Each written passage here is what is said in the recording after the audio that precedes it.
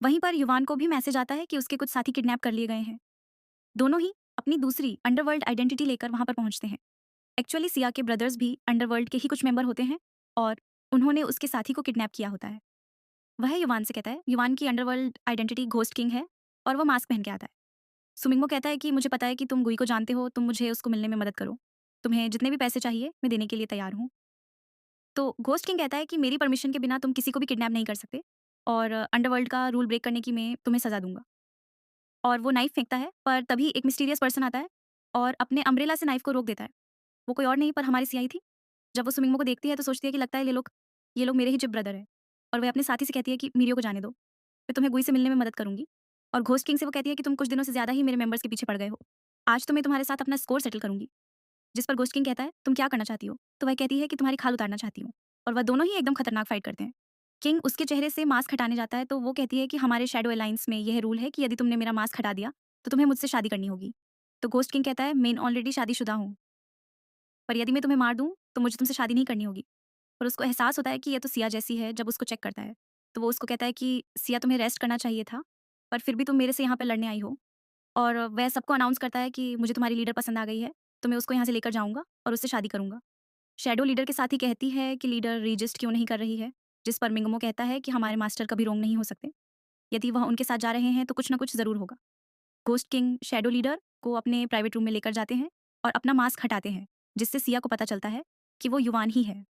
वह कहता है कि शैडो लीडर ओपनली मेरे साथ फ्लर्ट कर रही थी। सच में तुम में कुछ तो है? सिया कहती है कि तुम्हें ऑलरेडी पता है। युवान उसका मास्क हटा के कहता है, तो तुम ही हो जिसने मेरे नाक में दम कर रखा था।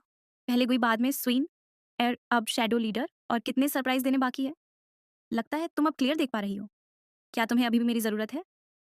सिया कहती है कि तुम अभी भी मेरे कुछ काम आ सकते हो और उसको किस करने लगती है। युवान कहता है कि मुझे याद है कि कुछ साल पहले तुमने मेरे 100 मेंबर को अकेले ही मार गिराया था और अभी तक वह तुम्हारे साथ फाइट करने से डर रहे थे। तो सिया कहती है कि लास्ट फाइट में तुमने मेरे सर पे जो मारा था, उस टाइम पे मेरे को फ्रैक्चर हो गया था। तो तुमने भी मुझे कुछ कम घाव नहीं दिया है। तो युवान सिया को नाइफ देता है और कहता है कि मैंने जितने भी तुम्हें घाव दिए हैं, तुम मुझे उससे 10 और 100 गुना ज़्यादा दे सकती हो। सिया कहती है, तुम्हें लगता है कि मैं ऐसा नहीं करूँगी, और उसके नेक पर स्मॉल कट बना देती है। वह कहती है कि 3 साल पहले अंडरवर्ल्ड के साथ मैंने कॉन्ट्रैक्ट साइन किया था और सिस्टम सिटी की न्यूक्लियर रिसर्च लैब में गई थी, पर वह कॉन्ट्रैक्ट को कभी भी फुलफिल नहीं किया गया। कोई मुझे बचाने के लिए नहीं आया और मैं वहाँ पर कितने ही दिनों के लिए उनके एक्सपेरिमेंट का टूल बन के रह गई। क्या तुम एज़ अ अंडरवर्ल्ड किंग, तुम्हारे साथ मुझे इस चीज़ के लिए कैसे डील करना चाहिए? युवान कहता है कि 3 साल पहले मुझे मान्या की वजह से अस्पताल में कैद करके रखा था और उसी टाइम पर अंडरवर्ल्ड को दादी सँभाल रही थी। यानी कि तुम्हारे साथ जो हुआ उसमें दादी का हाथ है। तभी कुछ अंडरवर्ल्ड के मेंबर आकर कहते हैं कि ये शैडो लीडर को हमें दे दो, जो हमारे अंडरवर्ल्ड के साथ हमेशा प्रॉब्लम्स क्रिएट करती है। हमें ज़रूर कुछ यूज़फुल इन्फॉर्मेशन मिल जाएगी और यदि आपसे नहीं हो रहा है तो आप अपनी किंग की पोज़ीशन छोड़ दो और डोवागर को हैंडल करने दो। एक्चुअली डोवागर कोई और नहीं, पर युवान की दादी होती है। युवान कहता है, कब? मैं अभी अंडरवर्ल्ड का किंग हूँ और तुम अभी भी उनकी बातें मानते हो? तुम लोग कुछ ज़्यादा ही उनसे लॉयल हो। मेरी एब्सेंस में तुम लोगों ने जो शैडो लीडर के साथ कॉन्ट्रैक्ट किया था उसको फुलफिल क्यों नहीं किया गया? तो वो लोग कहते हैं कि अंडरवर्ल्ड के अलावा सिर्फ़ और सिर्फ़ शैडो लीडर में ही वह कैपेबिलिटी थी कि वो आपके पॉइज़न को ठीक कर सके। तो सिया कहती है, तो तुम्हारे लिए मुझे पॉइज़न दिया गया है। युवान कहता है, तुमने मेरे लिए जो कुछ भी किया है और मैं उसे ज़रूर रिपे करूँगा। पर उन्होंने तुम्हें हर्ट करने की कोशिश की है तो उनको सबक ज़रूर मिलेगा। बाद में वह दोनों मेंबर सिया से कहता है कि मैडम, प्लीज़ हमें बचा लो। युवान कहता है कि लगता है दादी मेरे शब्दों की ज़्यादा मानती नहीं है। दादी कहती है कि जब तुम्हें सब कुछ पता ही है तो तुम मुझे एक ही बार में मार दो। युवान कहता है कि आप ही थी तो मुझे कंट्रोल करके अंडरवर्ल्ड को चलाना चाहती थी और आपने ही मेरे फादर को मुझ पर एक्सपेरिमेंट करने दिए। और जब मैं पागल होने लगा तो आप लोग मुझे हॉस्पिटल में छोड़कर वहाँ से चले आए। अभी भी आपको लगता है मैं आपके काम आऊँगा? तो दादी कहती है कि मेरी छोड़ यह लड़की अपनी आइडेंटिटी तुमसे छुपाती रही। क्या वह तुम्हें फ्यूचर में धोखा नहीं देगी? युवान कहता है, यदि सिया मुझे धोखा भी देगी तो शायद वह मुझसे डिसैटिस्फाइड होगी तभी वो ऐसा करेगी। पर वैसा टाइम कभी आने ही नहीं दूँगा। तो सिया दादी के पास जाती है और उसको कुछ मेडिसिन खिला देती है और कहती है कि तुम चिंता मत करो, जो मैंने लैब में दर्द सहा है उसके सामने ये कुछ भी नहीं है। बाद में सिया युवान से पूछती है कि क्या तुम सच में मुझे अपनी रॉयल कॉन्सर्ट बनाना चाहते हो? तो विवान कहता है, मैं जानता हूँ मेरे अंडरवर्ल्ड के लोग तुम्हें एक्सेप्ट नहीं करना चाहते, पर मुझे तुम्हारे साथ अपनी फैमिली बनाना चाहता हूँ। मैं तुम्हारे साथ रहना चाहता हूँ। तभी सिया को एक मैसेज आता है जो उसके ही ब्रदर्स ने भेजा होता है, जिससे उसे याद आता है कि उसने उसको प्रॉमिस किया था कि वह हुई से मिलने में उसकी मदद करेगी। सिया युवान से अपनी आइडेंटिटी बताने जाती है, पर युवान कहता है कि मुझे पता है कि तुम गुई हो। तो सिया कहती है कि ठीक है, तो तुम्हें सब पता ही है तो कुछ देर में आती हूँ, और वह उनके भाइयों से मिलने के लिए जाती है। वह उसके भाई कहते हैं कि तुम्हें जितने भी रेयर मेडिसिन चाहिए वो सब हम देने के लिए रेडी है, बस मेरी बहन को ठीक कर दो। तो गुई कहता है कि मैंने सुना है कि 3 साल से तुम्हारी बहन को पॉइज़न परेशान कर रहा है, पर तब तुम नहीं आए और अब जाकर तुम्हें तुम्हारी बहन की चिंता हो रही है। तो वो कहते हैं कि कुछ ऐसा हुआ था और हमारी गलती है। पर मैं आपसे रिक्वेस्ट करता हूँ कि आप प्लीज़ मेरी सिस्टर को बचा लो। उसकी बॉडी में कौन-सा पॉइज़न है? गुई बताते हैं कि उसके बॉडी में जो टॉक्सिन है, उसको मैं भी ठीक नहीं कर सकता। जिस पर उसके भाई कहते हैं कि तुम्हें तो ऐसे ही लोग बोलते हैं कि तुम वर्ल्ड के बेस्ट डॉक्टर हो, पर यदि तुम नहीं करना चाहते हो तो ठीक है। दोस्त, दुनिया में डॉक्टर की कमी नहीं, हम अपनी बहन का इलाज किसी और से करवा लेंगे। तो सिया मास्क हटाती है जिससे उनको पता चला कि गुई कोई और नहीं पर सिया है। वह कहती है कि क्या मुझे मेरी बॉडी के बारे में पता नहीं होगा? उसके भाई उससे माफ़ी माँगता है पर सिया वहाँ से चली जाती है। बाद में युवान सिया से 3 साल पहले क्या हुआ था वो पूछता है। सिया कहती है कि उनका जो एक्सपेरिमेंट नंबर 1 था उसके एंटीडोट के लिए मुझे एक सीक्रेट मिशन पे भेजा गया था और यह कॉन्ट्रैक्ट मैंने अंडरवर्ल्ड के साथ किया था। तो वह लोग मुझे बचाने नहीं आए और वहाँ के जो साइंटिस्ट थे उनको सुपर सेल के साथ स्टडी करना था। इसलिए वह मेरी बॉडी पर एक्सपेरिमेंट करते रहे। यदि वो मुझे मिल जाए तो मैं उसको मार दूँगी। तभी उसका गार्ड आकर कहता है कि मिया ने पब्लिक मीडिया बुलाई है और मैडम के बारे में बातें कर रही है। युवान कहता है कब कि क्या तुम्हें मेरी हेल्प चाहिए? सिया कहती है मैं अकेली काफ़ी हूँ उसको हैंडल करने के लिए और वह दोनों भी वहाँ पर जाते हैं। वहाँ पर मिया सबको कह रही होती है कि सिया की वजह से मेरी आँखें चली गईं। ये फैमिली ने मुझे फ्रेम किया, यहाँ तक कि मेरी सिंगिंग की पोज़ीशन भी उसने मुझसे छीन ली। तो सब लोग सिया के बारे में गलत सोचते हैं। सिया वहाँ पर जाती है, सिया उनको सब कुछ सच बता देती है। तो मिया कहती हैं कि 3 साल से ये अपने गरीब भाइयों के पास वापस नहीं आई तो ये कहाँ पर थी? तो मीडिया उनसे जवाब माँगती है पर सिया उसका जवाब नहीं देती है। पर उसके भाई वहाँ पर आते हैं और मिया की सारी बातें जो उसने रिकॉर्ड की थी, वह सब बता देते हैं। तो मीडिया गुस्सा होती है, कहती है कि हमसे झूठी न्यूज़ बनवाने के लिए तुमने ये सब किया और उसके ऊपर पत्थर फेंकते हैं। ये सब दूर से एक लड़का देख रहा होता है और वे कहता है कि तुम अभी तक ज़िंदा हो।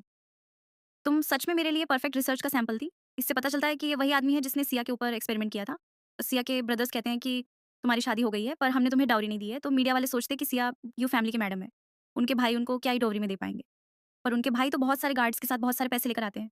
सिया कहती है कि बाद में हुआ रियलाइज़ेशन किस काम का? वो कहती है कि ये मेरे लिए है तो मैं इसके साथ कुछ भी कर सकती हूँ और वह लाइटर से जला देती है। वो कहती है कि तुम ये पैसे किसी जगह डोनेट कर दो। ये सब मुझ पर काम नहीं करेगी। युवान कहता है, "वो तुम चिंता मत करो, तुम्हारी सिस्टर को मैं कभी हर्ट नहीं करूँगा।"